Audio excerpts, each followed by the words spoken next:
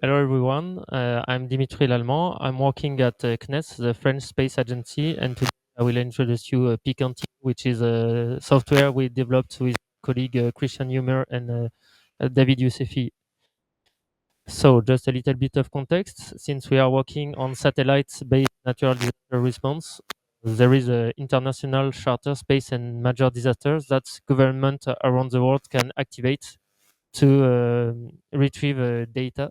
So basically, it's a consortium of different space agencies that that provides satellites data and also human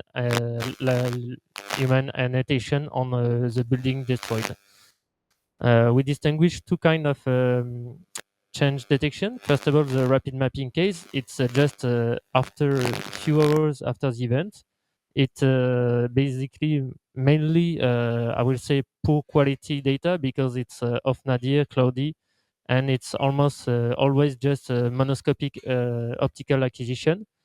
It's the aim of those kind of change detection is to provide as soon as possible emergency maps to locate and the destroyed building to the rescue and the authorities to help them to know where they have to send the medics and everything. The other end, you have like what we call the risk and recovery. It can be up to months after the event, and basically it's of proper acquisition conditions. It can also include optical stereo data since we have more time to make the acquisition, and it's yeah basically less cloudy and nadir acquisition. In this case, we are mainly focused on monitoring the recovery efforts and provide those to the local authorities. So, since I explained, the label provide with the data as are done by humans. Our goal in PICANTEO is to help them to speed up in this task. So we're trying to develop a framework which is modular, so you will be able to create your own things, and also extensible, meaning that you provide several tools, but you can also include your own tools to create your pipeline. It's based on a YAML configuration file, so it's a configuration-driven framework, completely open source from since today. So the release is new. We're still working on it, but the first version should. So if you want to test it, you can just simply pip install it with a pip install PICANTEO and run it with a PICANTEO and your configuration file. Currently, we have two preset pipelines available on the repository. The first one is a bitemporal 2D, 3D pipeline, which is basically a very high resolution satellite data pipeline based. It's supposed to also have a stereo image pre and post event. And so it's more relied to, I would say, risk and recovery case. But if you want to work on, I would say, rapid mapping case, you should use a bitemporal 2D, which only required a monoscopic image for both cases. What I call a PICANTEO pipeline is basically an object with a configuration file associated with it, and it's just how you the steps or the application you run in your pipeline and how to change. So basically, in the configuration file of the pipeline, you will have a link to other configuration, and each step is basically an application. So it can be, I don't know, a segmentic segmentation application or even your own application. And currently, we provide in our PICANTEO toolbox several applications grouped by theme. So you can have like data extraction where you will be able to find tools that make digital surface model, digital terrain model, semantic segmentation map, and stuff like that. And after that, you will find all the filters in data filtering, methods for merging result in a data fusion part, and data visualization to see the result. So what it looks like, you can see here pipeline configuration. Here you have like the, I will say, PICANTEO parameters. For example, where you want to write the result of the pipeline and if you want to store the intermediate product of your pipeline. And after that, you will have all the steps defined. So for each step you want to include in your pipeline, you will have to make a configuration file. And after that, you can also have all the pipelines inputs, because depending on if you want to work with the SAR data, maybe you will require the other parameters. And each configuration step is defined the same way. So basically, we'll find some PICANTEO required parameters, such as a step output directory, where the application should write the result, and the specific input you required for your application. So for the today talk, I just want to present you a basic bit temporal to the change detection pipeline, which is I will say simpler version than the one included in the repository, and it allows us to cover different each step basically. So first of all, we will see the data extraction with the building detection and the uncertainty estimation. And in the second case, we'll see also the 3D part. So we'll compute the digital surface model and the ambiguity associated to this model. And after that, we will see how to filter those data and merge them in a single result. So for the today talk, we will use a use case of 2023 Turkey icequakes. So in the repository, we provide we have published two crops, very tiny crops of Pleiade data. So just a reminder, Pleiade data is a very high resolution satellite at 50 centimeter resolution with RGB near infrared bands, and it's commercial data. That's why we cannot just publish the whole data set. And just to give you an insight, I will say common coverage is 20 square kilometer.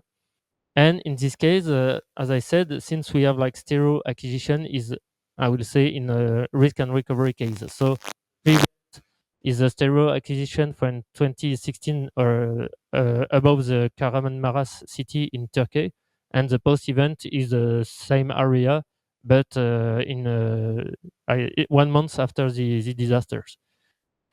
So for the first part, we'll see the 2D extraction step. So basically, we have trained our model on a XView 2 challenge data set. So it's an open the source data set with trend validation and images and associated masks. So each patch you will have like a RGB image and the associated building annotation. So it's perfect if you want to work on natural disaster cases. And now our network is a network based on the MANET architecture, and it only aims to detect buildings. It includes several data augmentation to be able to handle multiple sensors, because as I said, we worked on Pleiade data in this example, but in XView, you do just have like worldview free data or stuff like that. You don't have Pleiade data. That we also add some pre-processing on the input data to be able to have like a consistence on radiometry between image we worked on. It's also include certain I will introduce you later, and the model will soon change. We hope to publish our new version of this model during this summer. So why do we use this uncertainty? Basically, we want to know if our model is over or under confident, meaning that, for example, in some cases, our model have never seen the one in the image. That's why we want to be able to know if this model know what is doing. So we want some, I will say, associated product with our classification map to be able to estimate the uncertainty of the model.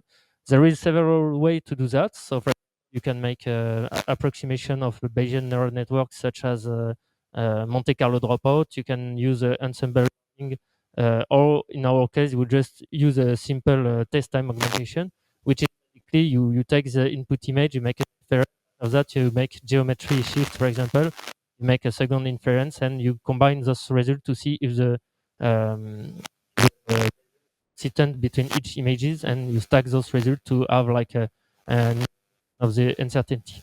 You can see on this image on the right, that the model can be uncertain on buildings, but also you can see border of the building, basically the limitation of the roof. That come from the labels during the training step, because humans are not very consistent on labeling a roof. They are not perfectly fitting the shape. So that's why our model is less confident on those areas. And for the 3D part, we use the common photogrammetry way of compute it. So basically, we took a first image with a specific angle, and we took a second image of the same area with another angle. At the end, we will see the changes in the images. So basically, what we are trying to do is for each pixel of the first image, we are trying to find the corresponding pixel in the second image. And as you can see on the top with the building, the elements are moving, I will say.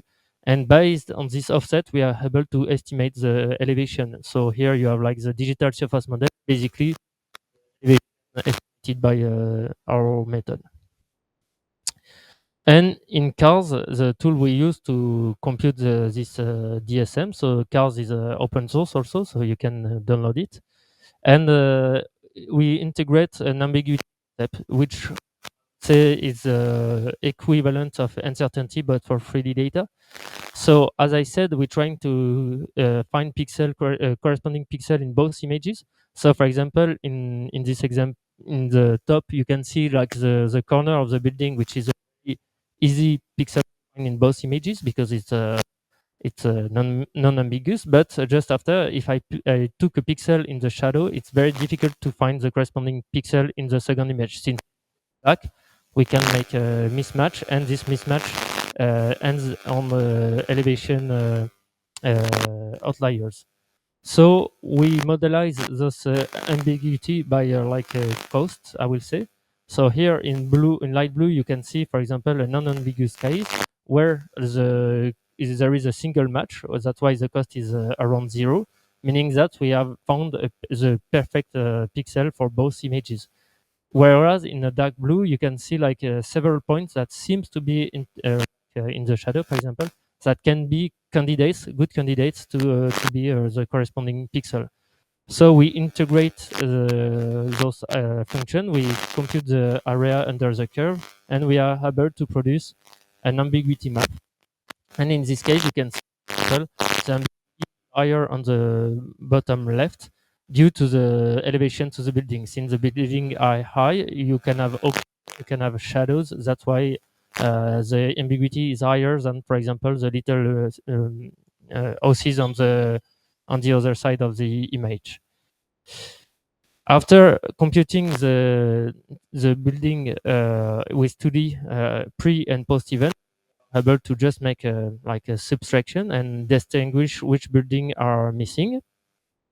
And as you can see, we also have some noise. So that's why we use our uncertainty we compute just before to remove part of those. And for example, if it's not completely confident during the prediction, we will remove it. We just want to have a building that we are sure that we're destroyed. So after that, we just apply a basic morphologic filter. Basically, we just remove, for example, in this case, the polygons that are less than 12 meters square. And we have like a refined 2D map. And we do exactly the same for the 3D, but we change the filter. Here you can see the binary change. So basically, for each pixel, if there is a elevation changes, we will consider it as a change. And as you can see, completely noisy. We have a lot of outliers. So first of all, we'll apply an elevation filter, meaning that we just want to keep the negative changes, just the destruction. We don't monitor the construction. After that, DVI filter, and DVI is like a radiometric index to distinguish the vegetation. Since we are just focused on building destruction, we will completely ignore all the changes linked to the vegetation. After that, we apply our ambiguity filter. As in 2D, we want to avoid all the points where we are not completely confident, and we apply the same morphologic filter. So we also retrieve a map. And after that, we are able, up, up.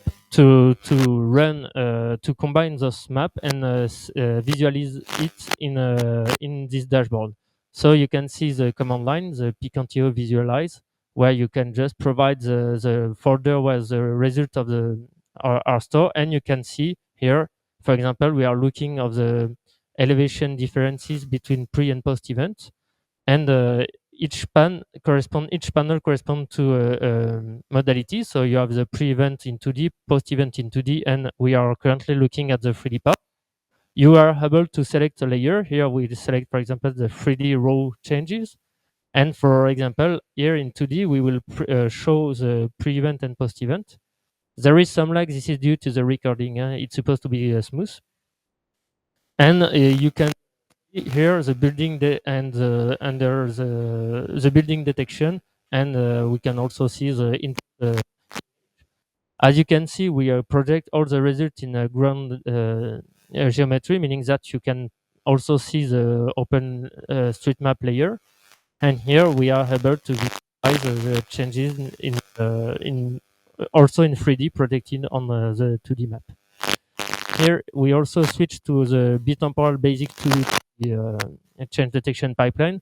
That's why we are just have two panels, because we have no 3D information. And here the same can certainly the same map and the auto images we are working on. And for giving you some insight of our qualification, to do that, we perform an analysis with a certain human label. So it's basically manual annotation done by experts. We are working for the Copernicus Emergency Services and in the charter, in the international charter. So basically, we are chosen an area, an image where we ask them to labelize each destroyed building they have found, and we run our bitemporal 2D 3D pipeline, which is a little bit different than the one in the repository, since we were able to also train our model with played images. And as you can see here, you have the pre-event and post-event, the result of the 2D part and the result of the 3D part. And what we are trying to compare is our prediction compared to the human manual annotation. And we are not doing like a semantic segmentation task. So that's why we don't use uh, IOU metrics. We just want to be able to know if we are detecting the destroyed building. We are not trying to make the perfect polygonization of the building. So we consider the building if at least the area is covered by our prediction. So you can see in 2D we detect almost all the building. 3D it's uh, still quite high. But what we can see is that by merging the two results, we increased the result. That comes from the fact that some changes are visible in 2D. For example, if a road is destroyed, you will be able to detect it in a 2D way, but not in 3D, since you will see no elevation changes. And in the other end, 3D changes will be able to detect changes that are not seen in 2D. For example, if a building just have one floor destroyed, it will be considered as building on both in 2D, but in 3D we will detect the changes. Just to give you some insight, we also want to show you some result of our rapid mapping pipeline. So here it's wildfires that appeared in Valparaiso, Chile during February 2024.